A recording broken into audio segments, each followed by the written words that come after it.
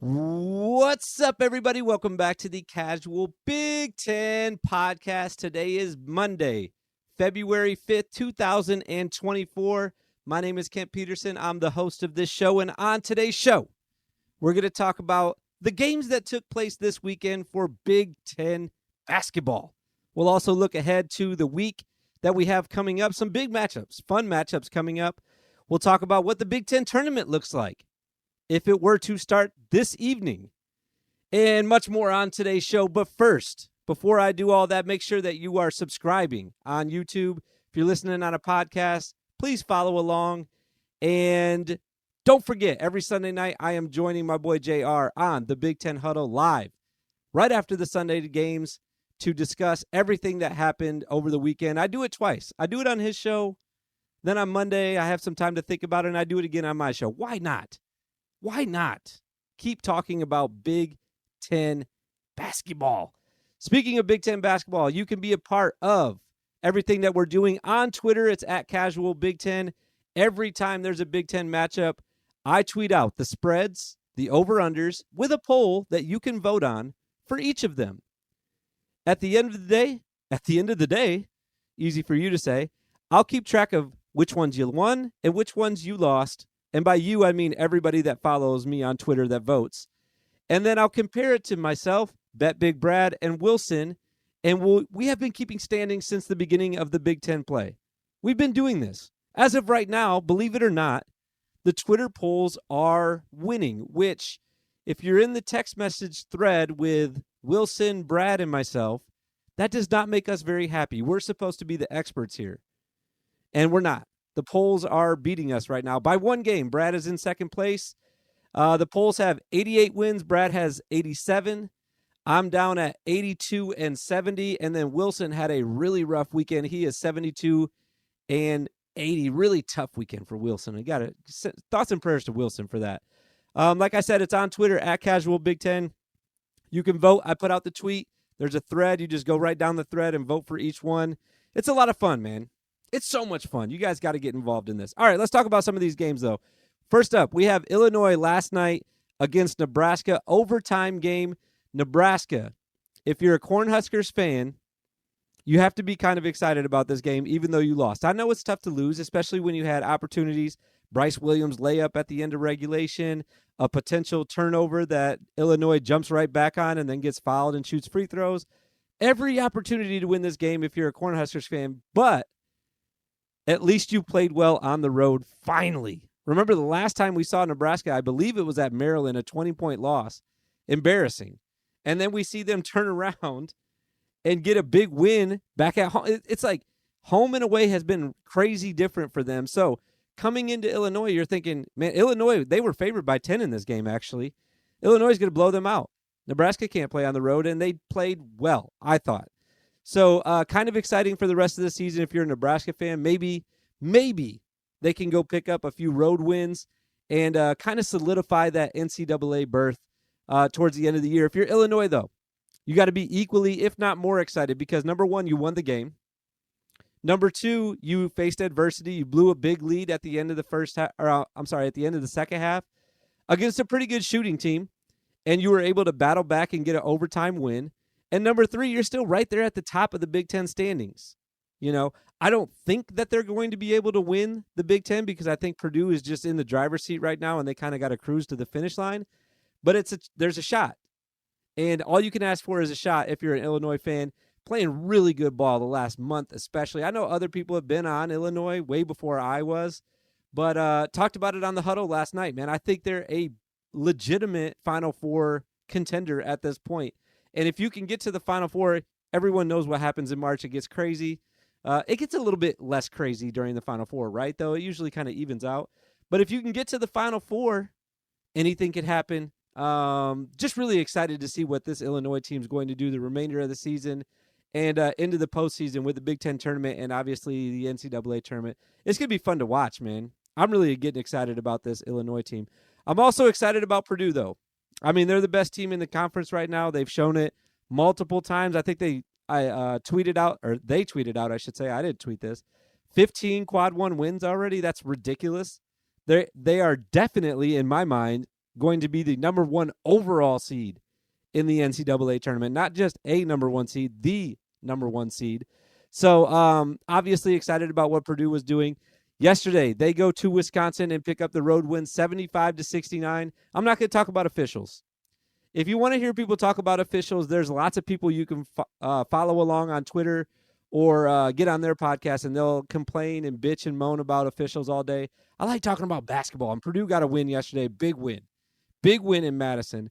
I said last week that I thought Minnesota's my next game. Wisconsin still had a chance to win the regular season title, and I thought they were that good. I thought that they could, right? But then you lose yesterday. I said they had to split with Purdue, and they weren't able to do that. So that was strike number 1. But they also lost earlier in the week to, what was it, Nebraska? Yes, at Nebraska. Had a big lead at Nebraska, and Nebraska was able to come back, force overtime, and then storm the court after they won. So they were right there last week, and then they dropped 2 in a row against a Nebraska team they shouldn't have lost to, even though it was on the road. And then you got to protect home court, even if it's against Purdue. So you want to win a Big Ten title, it's tough. The regular season Big Ten title, I think, is even tougher than the tournament one. I think that that's pretty obvious because you got to do it throughout the whole year, right? So if you want to do that, it's going to be hard. You got to win these difficult games, and they weren't able to do that either time this week. But all that being said, I think that Wisconsin's still a great team. I think they'll be a 3 or a 4 seed at this point. Maybe, if they turn it around, they could get as high as a 2. But I went from last week thinking they could still be a 1 seed to now I think that 2 is their ceiling going into the tournament. A team that would love to be that high is Minnesota, and they're playing really well lately. Minnesota has really turned things around this weekend. This was on Saturday. Minnesota beat Northwestern at home 75-66. Northwestern having a rough week. They lost the game to Purdue, which, again, talk about officials. That's all anyone talked about after the game was officials. And look, I'm guilty of it too. I did post one video about a call, and I want to defend myself. I'm going to defend myself a little bit. There was a call where I don't know the guy's name that was guarding Edey because it was a backup because some of the other forwards in that game for Northwestern were already in foul trouble. He put his hands up. They got their arms tangled up. Edey turns around, tries to shoot it, and they call a foul on Northwestern, even though it looked like the guys' hands were kind of straight up in the air, right? Now, I posted that not knowing that so many people were also going to post it, the exact same play, right? The reason I posted it, I would legitimately wanted to know what happens when guys' arms get tangled up like that. Is that offensive foul? Is it a defensive foul? Should have been a foul earlier? Should they have not called a foul at all? I just really wanted to know, and then I got a lot of heat for that on Twitter just because I was curious. I was genuinely curious. But anyways, all the calls happened. Purdue won the game, and Northwestern got the loss, and then they go up to Minnesota, a place you think they're probably going to win because, let's be honest, they've been a better team than Minnesota this year, and Minnesota beats them in overtime. So just a really rough week for Northwestern as you're looking back at the week as a whole for them. But Minnesota picked up a big win. They have a giant game coming up. We're going to talk about that in just a few minutes against this team that also got a big win yesterday. It was Michigan State and Maryland. Michigan State gets the home win. It was 63-54 in this game. This was a turning point game for both teams, I think. I thought whoever won this game is going to still be like on the bubble, probably on the inside of the bubble, like looking out. And whoever lost this game, it's like, man, they're going to have to really turn stuff around. I'm looking at Maryland right now, right? So let's just talk about what actually happened. Michigan State won. I think they're in the tournament as of right now, and I think that they're going to make the tournament. I don't think that's outlandish to say unless they start faltering here towards the end of the season, which they never do. They never do. Tom Izzo teams never do that. So let's look at the other side, though. You have Maryland. They have to win their next 3 games, right? They just have to. They go Rutgers at home, at Ohio State, and then Iowa back at home. You know, Jameer Young said, stay with us. And I want to, Jameer. I really do. I want to stay with you, bro. But you got to win I'm going to say all three of these next games, because if you drop one to Rutgers at home or Iowa at home, and even Ohio State at this point on the road, it's going to be hard for me to stay with you, Jameer. It's going to be hard. I don't know what to tell you. Michigan State, though, like I said, playing really good. Malik Hall was big down the stretch in this game. Julian Reese had some foul trouble early on, so obviously he didn't have a big game. Jameer Young did his thing, over 30 points. He just doesn't have enough help at this point. He just doesn't have enough help. And Michigan State is starting to come together as a team, starting to gel a little bit more at the right time, like I said, like they always do. Like they always do. All right, let's talk about that next game that's coming up this week. Excuse me. It's tomorrow. Minnesota at home against Michigan State. Big game at the barn for Minnesota, especially if they want to start being legitimately talked about, not just by me, because I'll talk about them all the time. I'll stick with them for the end of the season. But if they want to be legitimately talked about as an NCAA tournament team, pick up this win against Michigan State, and you will open some people's eyes. And I think they can. I think they can win this game. I really do. I'm kind of cheering for them. You know, a team that nobody picked to be higher than like 10th in the conference this year, starting to battle towards the top of the league right now. You got to cheer for a team like that, right? Also tomorrow, you have Rutgers at Maryland. I just talked about Maryland has to win this game. They just have to win this game. And then you have Indiana at Ohio State. No one cares about that because both those teams are not good this year. Wednesday, Wisconsin is going to go to Michigan and get I was going to say a big win. They're going to go get a win at Michigan. Nebraska is going to Northwestern. Here's your chance. Here's your chance, Corn Hub. Go into Chicago and pick up a win. Go do it. Go do it right now. Why not? I was making sure I wrote this game down right. Yeah, this is Northwestern. Yeah, Northwestern. Okay, make sure I wrote this game down right. That's on Wednesday. Big game, man. That's a big game for both teams because if Nebraska beats Northwestern, man, they go Purdue, Minnesota, Nebraska, LLL. Northwestern's starting to be a little shaky there if they lose this one. You can lose 2 in a row. I don't think you can lose 3 in a row, especially when the third one's at home. I'm expecting Northwestern to play good in this game. Really good. Man, this could be a good game Wednesday. I'm excited about that one. And then lastly, on Thursday, that's when I'll record again. It's Iowa at Penn State. Maybe Penn State gets another win. They got 5 now, right? Don't they got 5? Where's my standings at? They got 5 conference wins. Let me double check this. Where's the conference at? Where's the conference? Yeah, 5 and 6. They got 5. Who thought Penn State was going to win 5 conference games this year? Not me. Not with a completely different roster. Keep an eye out on Thursday night if Kanye Clary is going to be back because they got that win against Indiana this week that I didn't talk about. I didn't think people really care about that. They got that win against Indiana without him, which is pretty impressive because he's one of their best players, if not their best player. One of the best point guards in the conference. If you haven't been watching Penn State, take a look at that on Thursday night. Make sure Kanye is back in the lineup. All right. I wanted to talk about this for just a moment. It is the Big Ten tournament. It's coming up. I'm getting excited about it because I just purchased my plane tickets yesterday.